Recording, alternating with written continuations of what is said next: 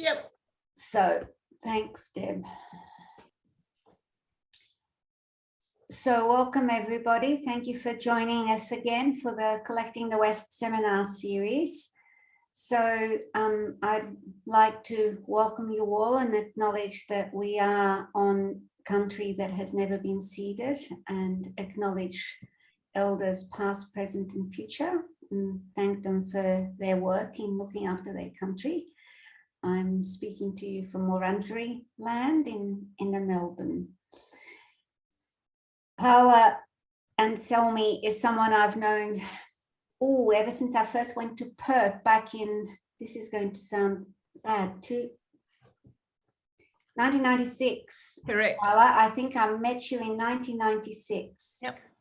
And Paola was then an art curator, and I think she might have been working at the Fremantle City Art Gallery. I did a stint there, yes. You did do a stint there. Anyway, so, you know, we knew each other and were both in Museums Australia, and sort of part of what we call the CCs, the Cultural Commandos, was the name of a group of female curators in and around Perth. And Paola would come to our dinners from time to time. Remember that? I do. It was great. And then, to my surprise, I was doing some field work at the WA Museum for Collecting the West project a couple of years ago. And who should be there but Paola, also doing some field work. And we started talking photographs. Yep. So here's Paola talking on the forgotten Pictorialists, which is in fact part of her PhD. Thank you, Andrea. Welcome all. I just do want to start by acknowledging the traditional owners of country throughout Australia and the Whadjuk Noongar traditional custodians of the land on which I live, I work, and I'm speaking today. I acknowledge and recognise their continuing connection to country, and I pay my respects to them, their cultures, to the elders past, present and emerging. And I'm talking to you from Binabop, the lands of Binabop for the Whadjuk Noongar people, which is South Perth. I'll get straight to the point. The forgotten Pictorialists, collecting the West. When it comes to photography as an artistic practice, we really haven't done a great job of collecting the West. My research looks at amateur photographic practice and its progression from a documentary or survey style to a more pictorial aesthetic, particularly in Western Australia from the beginning of the 20th century until about the early 1930s, when there was an introduction of a more modernist aesthetic, much of which, though, nonetheless, retained quite strong pictorial hues or undertones. I'll start with a sentence that kind of overarches all my research, and that is: the absence of evidence is not the evidence of absence. When I started my research, I became consumed with tracing the development of art photography as a kind of outcome of experimental practice and amateur photography. So I was really interested in the amateur practice in Western Australia. And the radiating circles of influences that pervaded those groups of individuals that shared knowledge and that came together. And you'll see later what I mean by that. I did start, though, by reading pretty much every book that talked about Australian photography, that, you know, hoping to find that where Western Australia was placed within a historiographical context. And, you know, all the books, Shades of Light, Photography in Australia, The Photograph in Australia, The Story of the Camera in Australia, The Eye, An Eye for Photography, and the like, all very inspirational titles. But one key point that binds all this research over the last 60 years is the complete lack of Western Australian representation. While sporadically there might have been a paragraph here and there that acknowledges that WA did exist, the evolution of photography as an art form in WA basically had almost no documented history. I did find one name, however, the name was Nap. No first name. So that's where it began. Western Australia wasn't a place where nothing of importance happened. It's just that it kind of happened in national obscurity.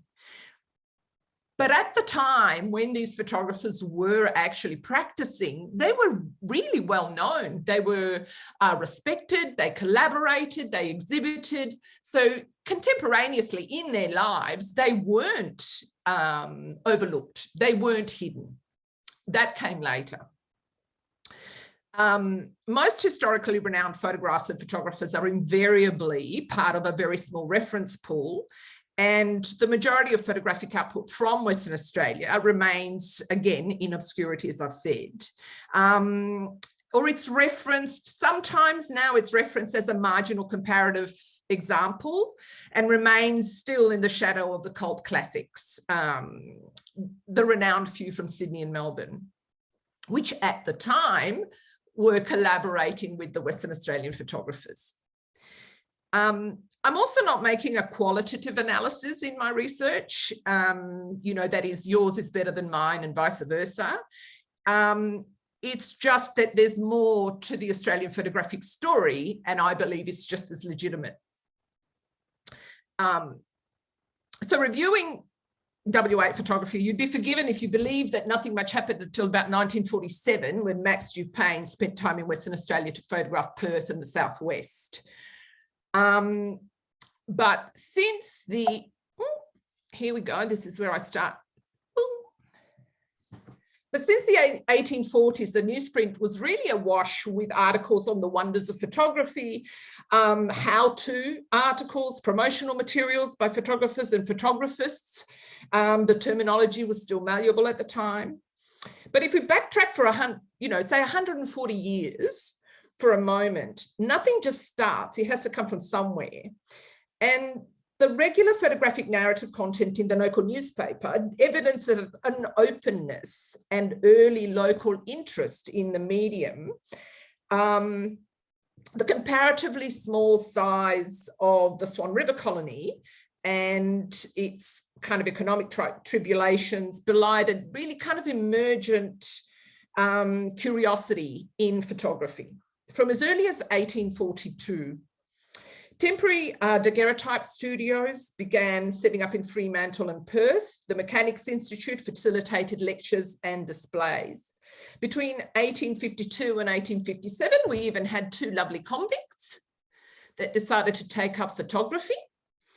And as soon as they received their ticket of leave. Now, the Situation Wanted, EEM, actually stayed in Perth, in Western Australia, and became an artist and a photographer. So there was major experimentations going on during that time.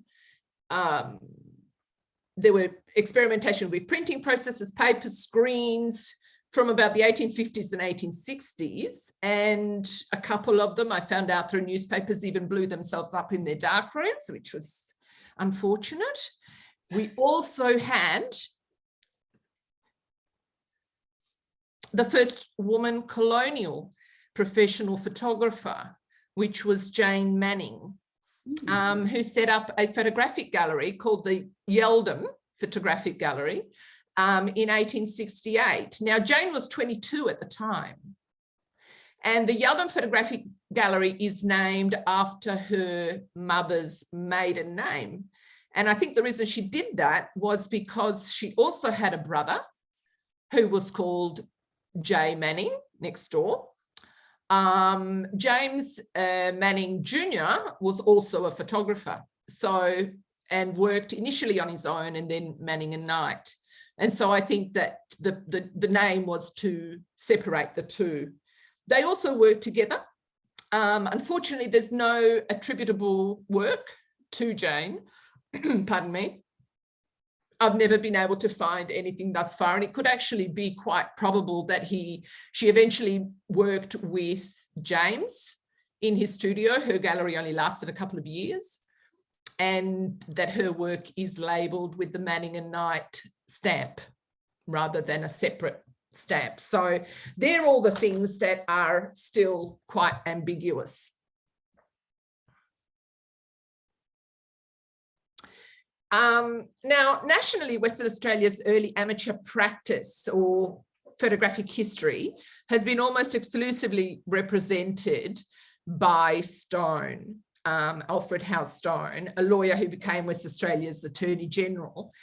He was a passionate amateur photographer, and his work does provide a really kind of unparalleled record of the development of the capital and the surrounding areas. Now, while his photographs are deserving of the recognition that they've received as some of the earliest and technically strong work from this state, I suppose I think it's imperative that we don't just rely on one example and, you know, him exclusively, but see him as kind of the early lead into a broader context of photographic practice. And I'm just going to go through, because I've got a couple of images for you. So this is another one from, but what I found is that Stone's work is sort of recognised as a record of the city, like survey style and documentation of the development of Western Australia. But having seen a lot of images by Stone now, I think this recognition sort of fails to acknowledge that his underlying interest, probably as early as the 1860s, in the aesthetic potential of the photograph. And I think this shows that quite clearly. In Western Australia, photography as art really took another half a century to be debated, and for that idea to kind of gain traction. But I do believe that Stone had already acknowledged this possibility in his work. Now, this is a later work by a photographer from Western Australia, Reginald Steele, in the 1930s. But I started finding all sorts of parallels here.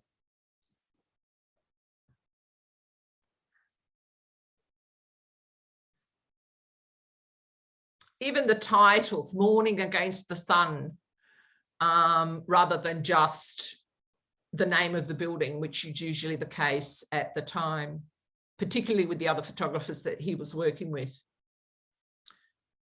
This is one of my favourite Stone photographs. It's Government House, although if you can see Government House, it's right at the back. So it's really not the key point of the key focus of the image. And I actually think the key focus of the image is that lovely little pylon in the middle of the photograph, which is such an imperative marker, given the importance of the Swan River and the river in Western Australia at the time.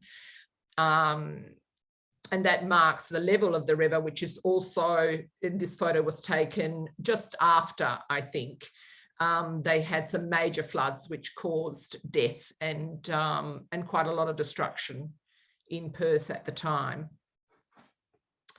Oh, this is George. Now, what I looked at was my chair just fell over. In terms of the developments of the pictorial aesthetic, I think there were 2 points in time, and they were at the early part of the 20th century, and they were the development of 2 significant clubs. But before that happened, George Braithwaite Phillips, who used to work with Stone, and he is featured in Stone's photographic album. He was the first to start a club in Western Australia. And basically in 1894, he started the WA Photographic Society. other interesting thing, which you'll see there's a connection further on, is that the patron and chair of this particular club was the Premier and Colonial Secretary of Western Australia, Sir John Forrest, who subsequently donated photographs to the Museum of Perth, Scenes of Perth. Now, it is unclear, though, whether those photographs were taken by Forrest or whether he was part of the club in name only rather than a practicing member of the Photographic Society. The predominant membership was scientific. So the aim of the club was quite clear. The memberships were politicians, scientists, surveyors, and engineers and geologists. So they were pretty much exclusively focused on the technical aspects of photography and images as documents of place, rather than artistic pursuit. And the reason I say that is that going back to look at Braithwaite's work, Braithwaite Phillips' work, it is clear that his work is very much focused on the technical aspects and representations of place. He won a lot of awards for that reason because they were technically perfect representations. So he was slightly different to Stone in terms of how he approached his photography. Phillips was also the person who began a photographic studio at the Fremantle prison at just before the turn of the century. Now,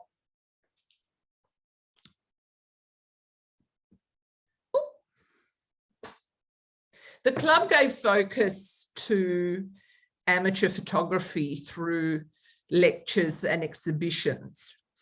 And by 1897, the Western Mail was the first newspaper to publish a photograph, and not a lithographic rendition of a photograph, which was common practice until then, but an actual photographic image. By 1898, it had advertised its first amateur competition and invited photographers to submit a series of unpublished landscapes or seascapes of the colony. The only restriction was that the human figure must be subordinate to the landscape. So the landscape was the key point of reference. And this seems to have kind of set the tone of much that was to come in the following decade, where pictorial photography sort of followed in the footsteps of Western Australian art practice more broadly and centred predominantly on landscape or seascape-based themes. What's interesting is that if you see the third prize winner, Mr. Charlton, I actually wondered, I don't know why I get deep into these things. I wondered, why did they only choose 5 of his images? And I did find a document that says that the 6th image was scarcely legitimate as a landscape, being merely a glimpse of Camberstown in Fremantle. So that raised my interest even more, because I thought, oh, wait a minute, what's the date? Now, it was the same year that the government was trying to demolish Camberstown, which had risen up in Fremantle, in East Fremantle, in the 1890s, following the gold rush, where people had nowhere to stay. And so they developed this Camberstown. And, it was interesting that the only image that they didn't print was that one. And I actually, my theory is that they probably didn't want to print an image that highlighted something that the government wasn't necessarily interested in publicising. And eventually they teared it down at the end of that year. Then we've got something else. We've got this fabulous newspaper called the Social Kodak, and I don't know if anyone's ever seen it. The Social Kodak hit the newspaper stands in Perth, and it featured the image of a woman holding a box brownie in the act of taking a photo of a couple posing whilst walking down the street. And the inference of the cover image, given the nature of the newspaper, is that the social journal, that women had a valid and informed vision of the world, one that needed to be documented and encouraged.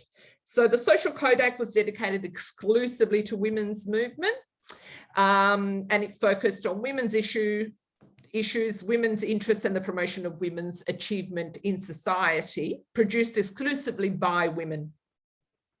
And it lasted a few years. It was an extremely, visual paper. And it is in these, now normally the photographs are not attributed, except for a very few, and one of them is the Fremantle Waters, and there is where I found the other name, that name again, Knapp. Now, it is the first image that is produced by this, that is reproduced by this photographer.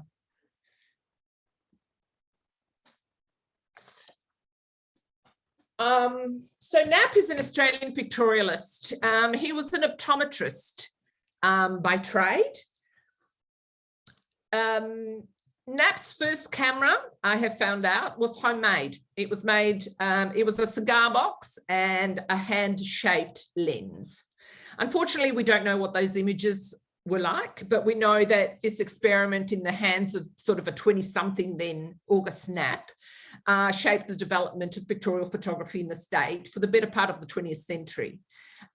He moves from Queensland to WA in 1897 at 25 and begins his interaction with photographers here in the state. Now, this image is by Dr. Julian Smith, and it was part of a series in the 30s documenting various people across Australia. Now, this is the Connoisseur, and interestingly, in my travels, I found another image, a previously unknown version of the Connoisseur, which I actually much prefer, clearly taken in the same sitting. It is unclear what is holding, whether it's a negative plate or what it might be. And it's in a private collection. It's not in the greatest condition. But again, this is the problem with trying to locate images, which I'll talk about a little bit later on, is that they're undocumented. Finding them has been almost impossible. And this has come literally through word of mouth and finding the family and finding that they had stuff in suitcases. So that's how I got my hands on that little picture. Now, in 1917, August Knapp was instrumental in establishing the WA Camera Club. Now, the WA Camera Club was established at the University of Western Australia, which at the time was in Irwin Street in Perth, otherwise known as Tin Pan Alley. And it was really was the beginning of a new chapter in art photography. Now, interestingly, the founding members were Professor John Deacon, who was UWA's first professor of biology, who himself then went on to collaborate with Max Dupain and the Sydney Camouflage Group in World War II after he left the UWA. Professor David Ross, who was the professor of mathematics, physics, and the vice chancellor of the university at the time, and August Knapp, and Harold Kerr-Lewis, who was the government meteorologist. And this club is still active today. So it's been going for quite a while. By 1926, however, NAP decided that the WA Camera Club was just too big. And a group of members followed in the footsteps of British photographer George Davidson, who in 1892 left the Photographic Society of Great Britain and established a new organisation called the Linked Ring Brotherhood that focused on a new class of amateur often financially able to devote time to their hobby, but interested in making expressive pictures with their cameras. And also the Sydney Camera Circle had a very similar structure, were modelled along the same philosophies. The Dilettanti Club took inspiration from the Brotherhood's aims, clearly structured its operation so that it remained small. There was only 12 to 18 members maximum, and focused on developing aesthetic concerns through the advancement of technical study. Violet Pierce, Frank Roper, Dr. Lou Craft, August Knapp, Reginald Steele are among some of the photographers that have shaped this important legacy, and I'll show you images of their work in a minute. And that is just a nice image of this lovely gents. None of the girls are there, by the way. That was the other thing, that these clubs were not exclusively male. There was actually quite a strong contingent of women in both clubs. The interesting thing is that even though they were extremely skilled, because documents show that they won awards, they won competitions, but they're listed as Mrs. Will Davies or Mrs. somebody. So it's been really difficult to try and get back and actually find who they work, and a lot of their work isn't signed, except for one, and that is Violet Pierce, and she's quite extraordinary, and I'll show you some of her work in a minute. Now, it's interesting, so this was 1917 when the WA Camera Club began, and eventually it split into two, sort of a few years later. But during that initial period, by 1920, the club was exhibiting at the Art Gallery of Western Australia, which was then part of the museum and the art gallery. One of the first groups of art practicing groups from Western Australia to receive a permanent rotational space in the watercolour gallery, which was sort of unheard of.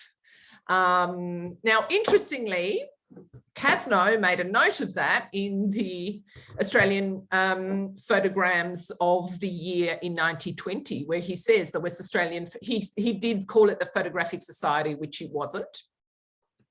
It was actually the WA Camera Club, so he got that wrong. Formed only a few years ago, so that was correct, shows marked advancement. And then they have the honour, I believe, of having their best workers' efforts in pictorial photography hung in the State Gallery in Perth. Evidently, there are some broad-minded trustees in this state, fearless enough to reach out and proclaim photography as one of the arts. May others follow, which I think is quite interesting. I think it was hopeful, didn't quite happen quite that quickly. But also the Sydney Circle, the Sydney Photographic Society, also exhibited at the Art Gallery of Western Australia by invitation from the club. So there was this interesting exchange going on by 1920. The Dilettanti Club, which started in 1926, also exhibited at the Art Gallery in the 1930s. Oh, this, however, happened after Mr. Bernard Woodward, because it wasn't going to happen when he was the director of the museum and art gallery. I'm afraid he didn't have a lot of time for photography. His lectures in the early 20th century, 1905, 1906, 1907, whenever he lectured publicly or he made any comments about the acquisition policy at the art gallery, he did actually make comments that photography wasn't really, I mean, there was artistry in photography, surely, but it wasn't an art. And I do like his comment, to those who possess the artistic temper without the artistic faculty, the camera now offered an endless vista of possibilities. It could supply them with powers of delineation such as their hands could never attain, could free them from the nightmare pursuit of colour harmonies whose laws they could never master. And that's just a nice one, because there are worse. So it really was after Bernard Woodward, and with the entry of Pitt Morrison, who used to work, when he moved to Western Australia, he used to work in a photography studio in Bunbury, a studio that was called the Dahlia Studio. And so he was actually quite familiar with photographic practice and had, in a sense, an understanding of it. This is the Arts and Crafts Register Museum, which I was there to research when I was there with Andrea, when I met Andrea. And I had a look through the register at, and it was interesting because the various entries, and the one that's here is Sir John Forrest that I mentioned previously. It just says photography, views of, but really there's no information at all. Whilst other entries have titles, who the artists are, sometimes they have dates. These are just, well, that's what we got. We got these many images from this person and this many images from Chas Walters and this many images, and that's it. So the photography collection in the art section. Now in the anthropology and whatever section, very different. But in the art section, they were just images of stuff. Not even, it was just, they were just views. They weren't even specifying what views they were. The interesting thing is also that there was a prioritizing of photographs of paintings, photographs of drawings, photographs of students' work from the National Gallery of Victoria that had been photographed and sent over to the gallery collection. So that was the kind of priority that photography was given in the arts. So basically, Woodward reported on these entries in the collection in 1907, noting that the importance of photography museum work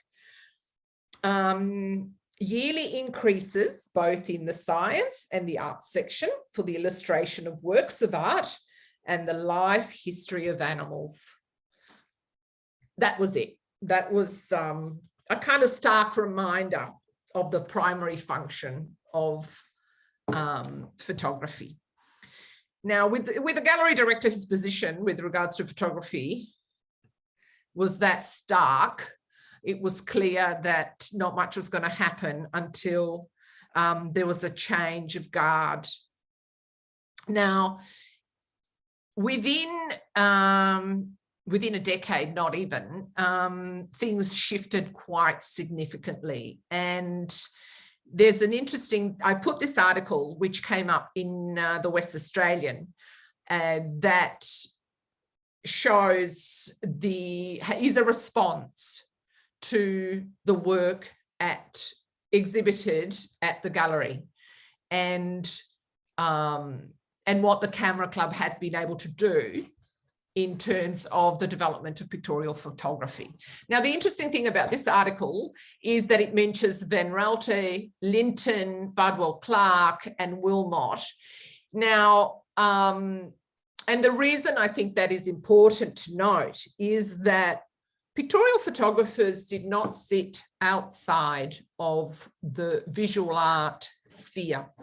They collaborated, they invited artists to speak on ideas of aesthetic, notions of colour development, notions of perspective and so forth to the club.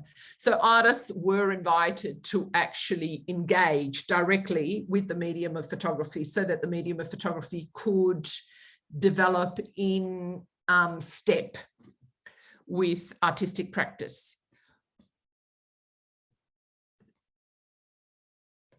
And Henry Princep is an interesting case as well, because some of the artists, like Henry Princep, Howe Missingham subsequently, and some others worked with photographers. They never considered themselves photographers, but they did use photography to develop their work. Although Howe Missingham was also a photographer, he was quite renowned. Unfortunately, the few early works, only a few works survived because most of his work was lost in a fire in 1986.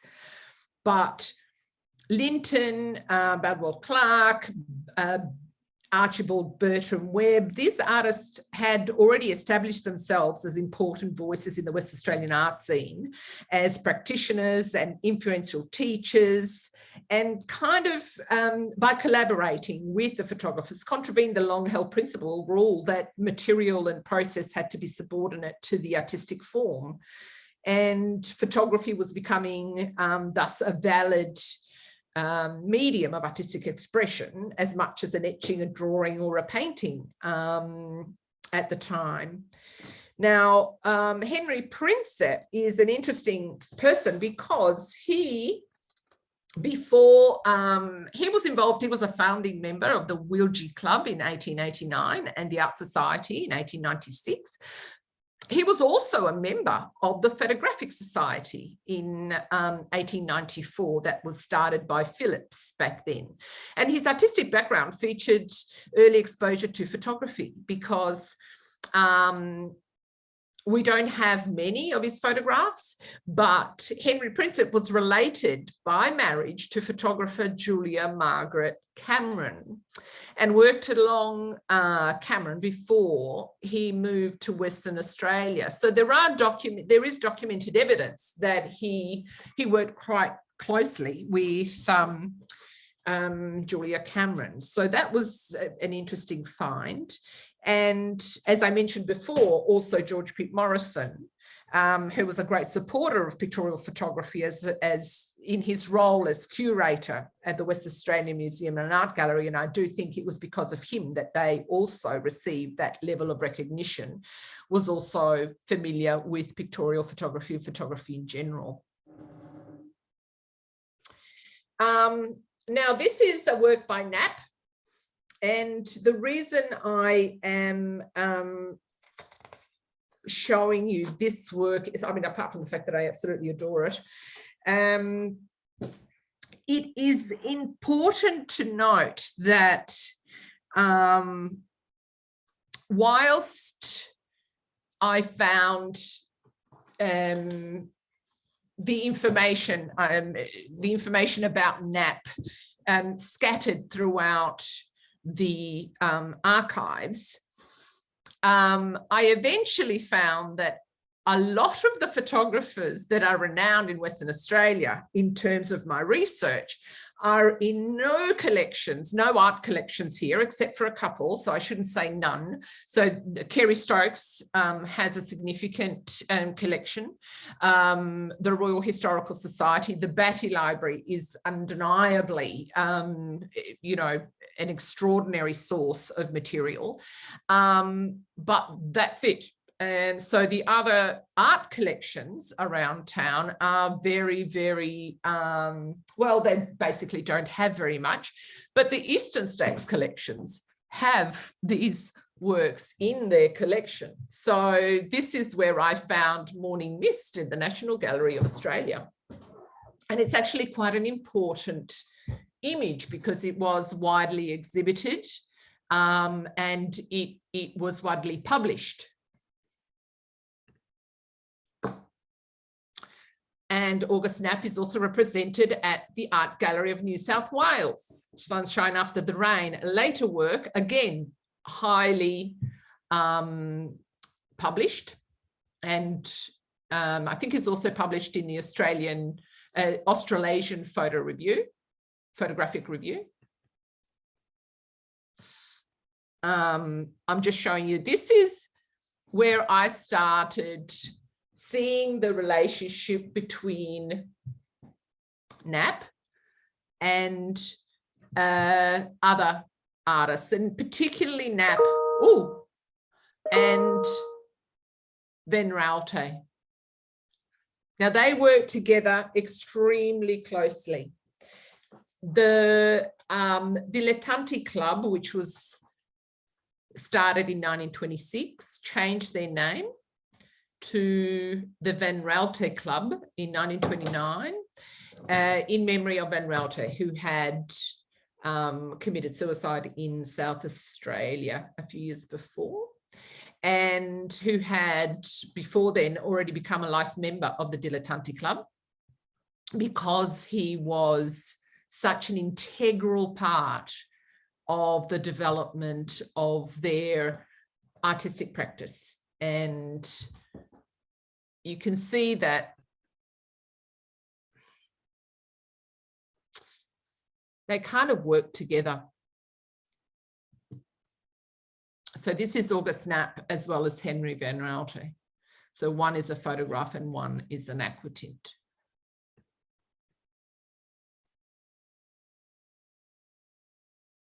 Oh, I don't know what happened down there, but there you go.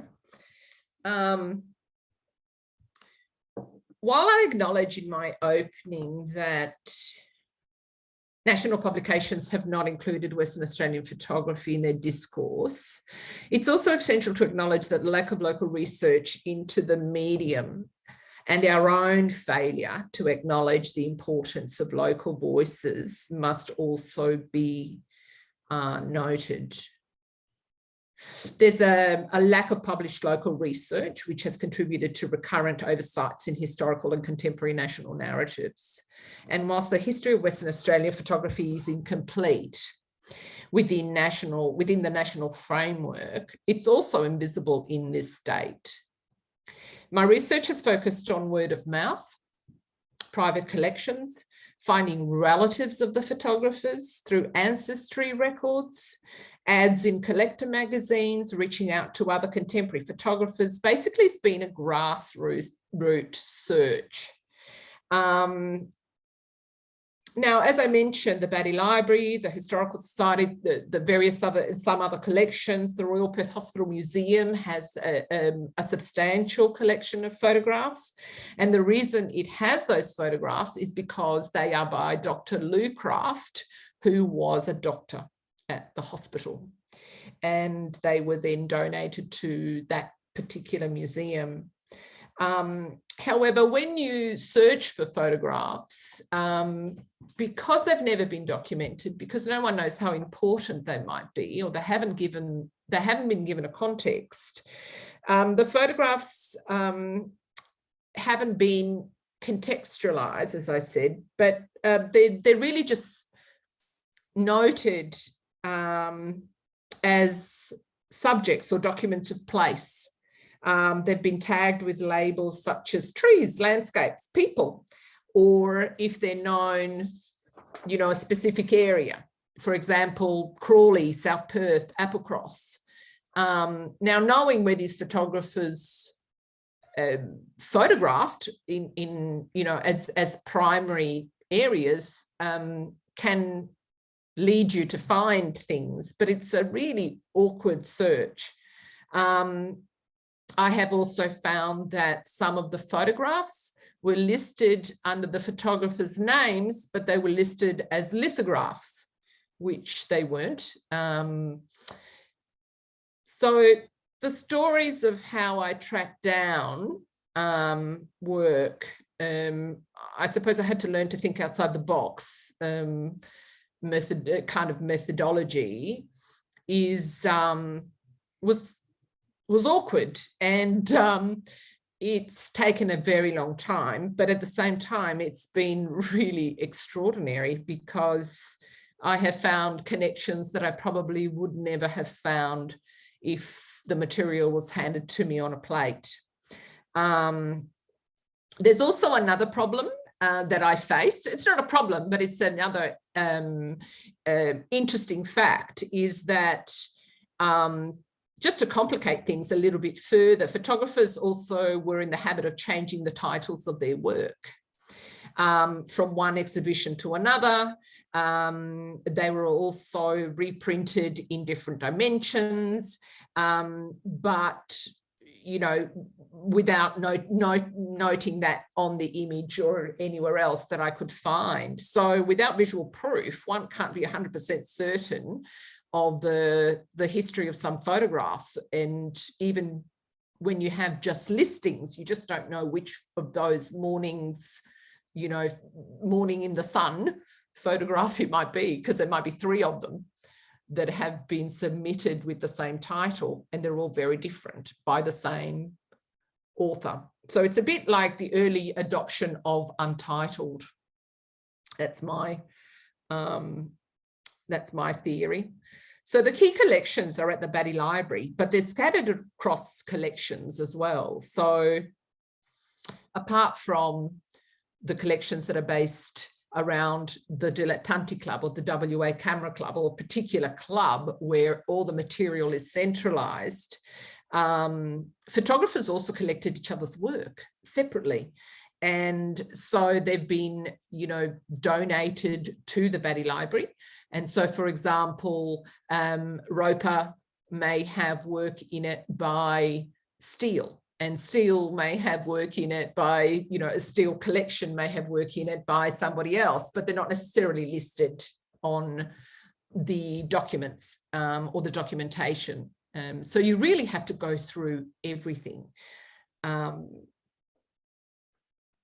What that does, though, and what it highlighted for me, was that it created a really interesting link between photographers. So who swapped work with whom, which kind of either indicates a collaborative link or a kind of respect of practice and style.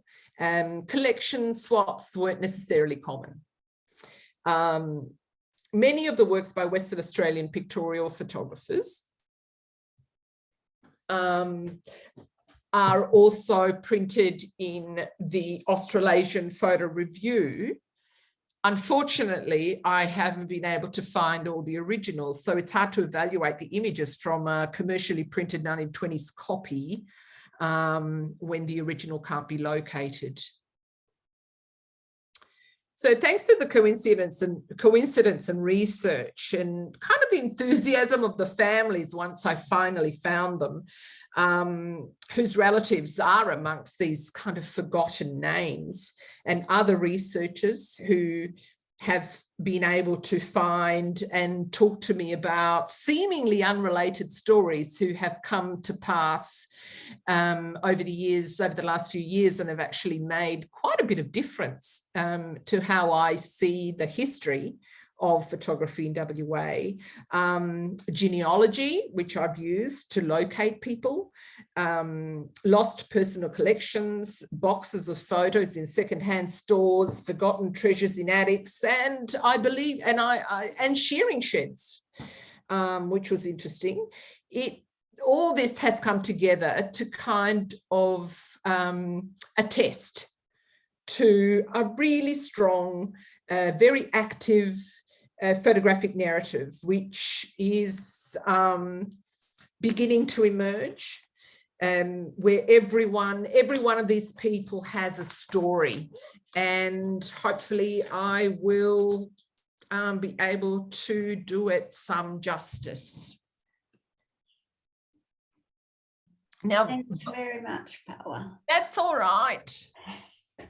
I was a bit all over the place there, but, you know, I've got a lot to say. I didn't want to leave anything out. That's always the problem. I know.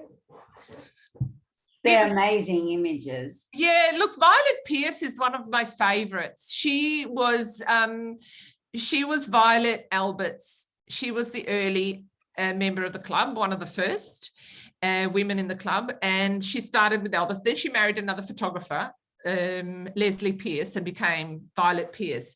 And the interesting thing that I found is that they literally collaborated on their photographic practice, and they co-signed their photographs, Leslie and Violet Pierce. Nice.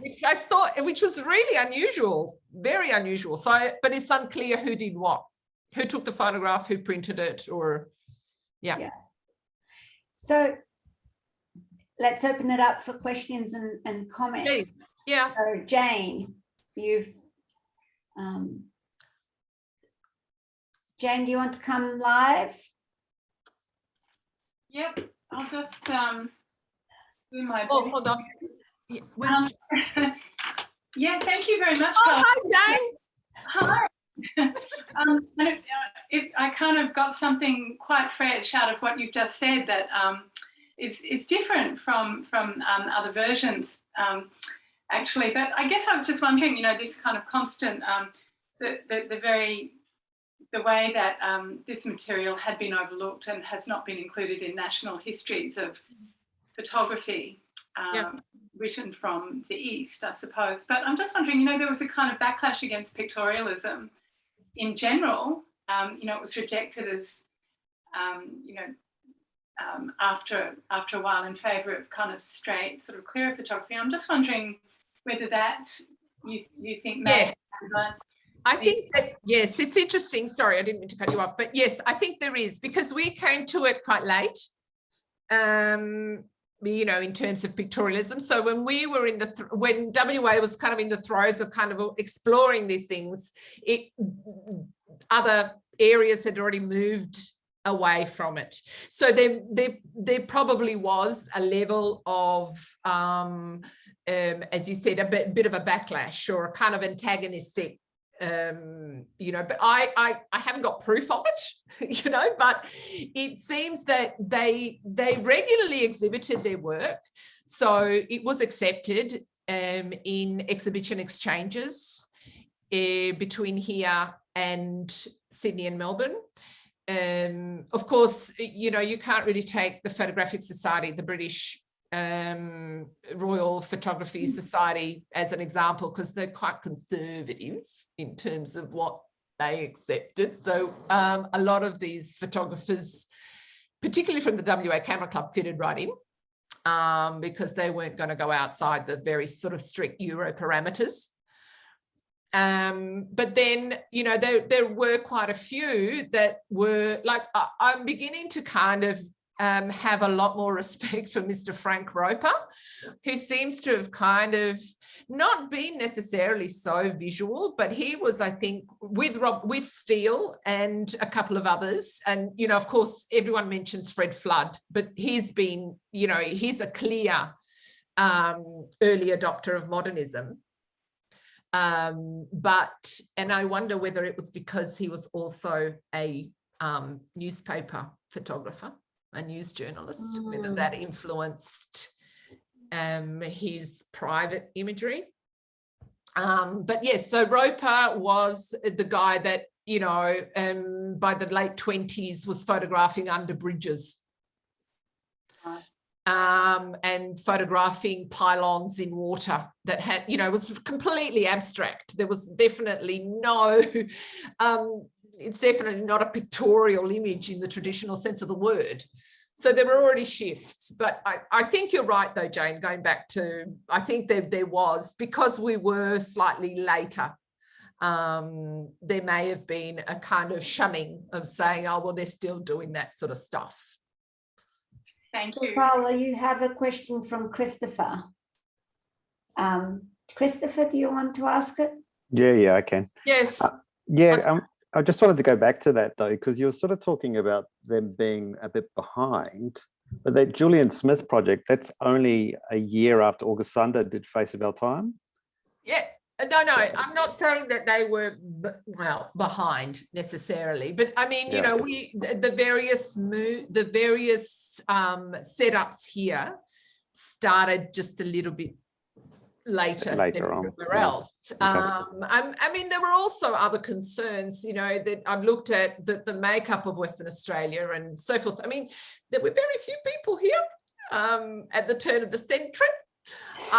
You know, like I looked at the percentages of people and the kind of movements and the diaspora of people throughout the state and various things. So there are other conditions that, and so I don't want to say that we were slow in the uptake, but also trying to get things here, trying to get materials here, trying to get publications here. It was actually a slightly different set of conditions, unless they were coming from England and they came here first. Question, if that's okay to interrupt there. Is that about the idea of placemaking in these landscape photographs, so the earlier ones that you showed, Paola, and that connection to the Wilgie Club, which I thought was really interesting.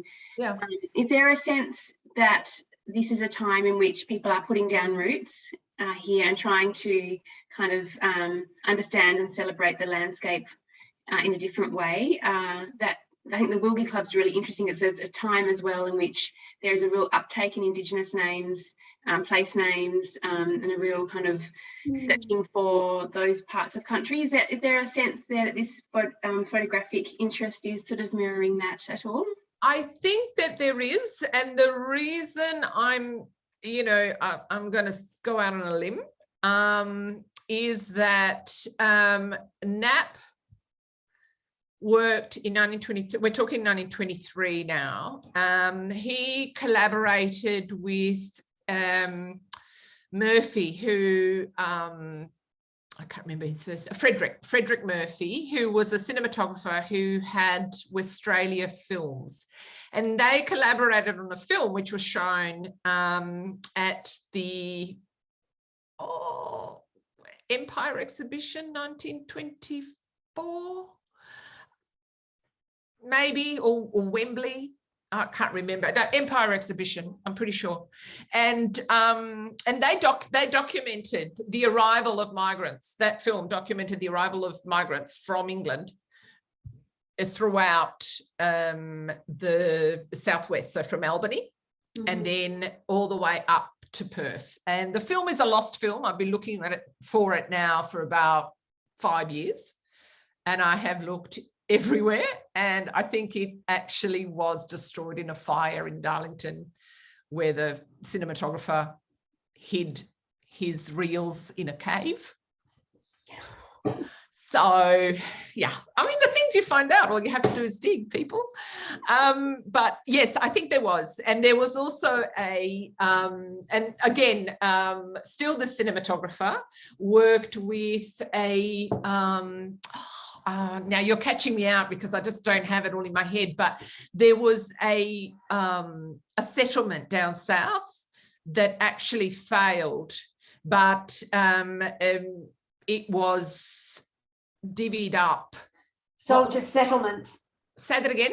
Soldiers settlement. No? Maybe, I don't know. This doesn't seem right. It was a settlement down south. And I know that Frederick Murphy did a major film, documentary film on this particular settlement, and, you know, to promote the kind of landscape and area for the settlers that were coming in, that were, you know, being invited to come in. But even in Perth, there was a sense of wanting to, I think, at least through the photographs, to document the kind of idyllic and perfect setting of what Perth and Western Australia was. Rather, and to be honest with you, you know, if you look at the image and then you look at the newspapers of what was actually happening, that image does not tell the whole, any of the story, because it does leave out. It's really just a beautiful, pictorial, romantic, and in many cases false image. of the reality that the majority of people lived in Perth, but they were very much, I think they had a promotional edge, considering also that a lot of the members of these clubs were politicians. Well, yeah. Do you know what I mean? Like, so it wasn't, yeah, the clubs were connected, like they were very connected to politicians and scientists and so forth. So there was this, you know, I mean, and that's quite interesting actually, Paola, because, you know, that kind of social connection and the role of the colony's gentlemen and professional class. I mean, that was there in the Mechanics Institute. Correct. Right. So it's there in all of these civic institutions, and it seems like these clubs are an extension of that. And there they are showing at the state collecting institution in the end. So that's, but you know, I look at this image and I think of George Seddon and his book on the Swan River and the importance of the river to the image of place. Essential. And you'll find that I started finding correlations between areas that were being developed and images that started appearing. So, for example, when Barrack Street Jetty, is it Barrack Street? Yeah, Barrack Street Jetty, where there was the boathouse, or the sheds were built, and all of a sudden there were a lot of little regattas and the gaff rigs came out and whatever. All of a sudden there was a lot of photographs of boats. Or, you know, so there was a, you know, there were draw cards, but there were definitely probably 4 or 5 points of reference around the bay, that were constantly recurrent. So Matilda Bay, Crawley. The other one is Mount Eliza. There's more here. See, there's more pictures I haven't shown you. See, that one's is Applecross. Oh, okay. Yeah. From Applecross, where the Royal Perth Yacht Club is, I think now, or South Perth. I don't know. They're just boats. Oh no! Oh. Paola, we better wrap up because we've got, right. Oh, sorry, Jacqueline. Yeah, but thank you very much. I was wondering, your focus was obviously more on landscape representation and so on, but was there any kind of movement in the 20s and 30s for kind of social realism photography, like, you know, the photos we have from elsewhere through the Great Depression, or not so much? No, not in this group. In this group, there were images of actually really sort of sugary images of children, the wives, you know, and so the images of sort of what I call images of humanity were very clear and clean, and kind of idealistic. There were photographers that were documenting, you know, as I said, Canvas Town, or that they were documenting the Depression, or they would document returned League servicemen, or, you know, so there was definitely that social aspect to photography. But not in these clubs that you just indicated. Not so much in these clubs. Yeah. These clubs were very much about aesthetics, or at least what I was focusing on. It changes in about 28, 29, where the city becomes much more important. Oh, interesting. So the city. That's the Depression too. Yeah. So the city becomes like railways, the city, the port, migration. So there's a lot of port images. There's so you know you can tell, and they're still quite romanticized. They're quite beautiful, but you can tell that there's a different agenda that's starting to maybe emerge or become more focus. And that's when there's this whole other photographic complex. So outside of the metropolitan area, because there are Indigenous people in the 1910s, 1920s that are also photographing. Okay, thank you very Right? much. Yeah. But they're up in different areas. And so, look, the research is, God, she's just did 1,000 of us. Well, you've got a lifetime's work ahead of you, Paola. I'm too old. Nonsense. Everybody, thank you so much, and especially to Paola for a fascinating paper and the most amazing images, Paola. Thank you so much for sharing your work with us. Thank you. No, thanks for listening. That's a pleasure. So see you all next week. And Deb, next week, is it Jacqueline or not quite yet? It is Jacqueline. So it is Jacqueline. It is. So Jacqueline will be giving a paper next week on her work in Collecting the West, which very much looks at the missionaries and their work in collecting. Yeah. So see you all next week.